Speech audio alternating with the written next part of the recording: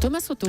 Une navette Paris-Roissy à 2 €. Ce n'est pas un gag, mais une offre très sérieuse d'EasyJet qui sera disponible dès le mois prochain. Bonjour Daniel Fortin. Bonjour Thomas. Alors ça peut paraître anecdotique, mais c'est le début d'une vraie grande bataille des airs qui se jouera en partie à terre. Oui Thomas, alors on va peut-être commencer par le constat. Tous nos auditeurs et puis nous aussi, ici dans le studio, on a dû connaître la galère qui consiste à aller de Roissy à Paris et vice-versa. On a en gros le choix entre un RER bondé, des autoroutes saturées, des taxis et des bus plutôt chers, 17 € pour celui d'Air France par exemple.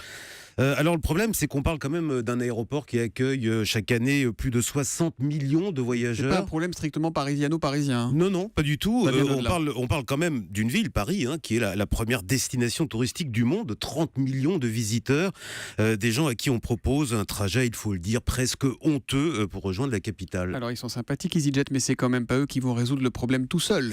Non, bien sûr, mais comme tous les nouveaux acteurs qui arrivent sur un nouveau marché, notamment les acteurs du low cost, ils en exploitent les faiblesses et ils soulignent surtout à quel point la France a pris du retard. Alors pour l'instant, on promet des couloirs sur les autoroutes pour les bus et des taxis, ça sera à la fin du mois.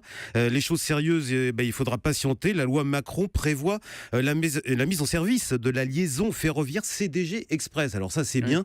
Le problème, c'est que ça sera en 2023, alors que ça fait déjà des années qu'on en parle. Pourquoi attendre encore si longtemps ? Ce qui est grave, au fond, dans cette affaire, Thomas, c'est qu'elle est un signe supplémentaire des incroyables blocages français. On dirait Nicolas Barré, là, vous exagérez pas un tout petit peu, Daniel Fortin ? Non, écoutez, franchement non, parce que, vous savez, la France a l'ambition quand même d'augmenter de moitié le nombre de ses touristes d'ici à 2030. Alors, il faut être cohérent. Ce débat sur l'accès à la capitale, c'est le même, au fond, que celui de l'ouverture des commerces le dimanche.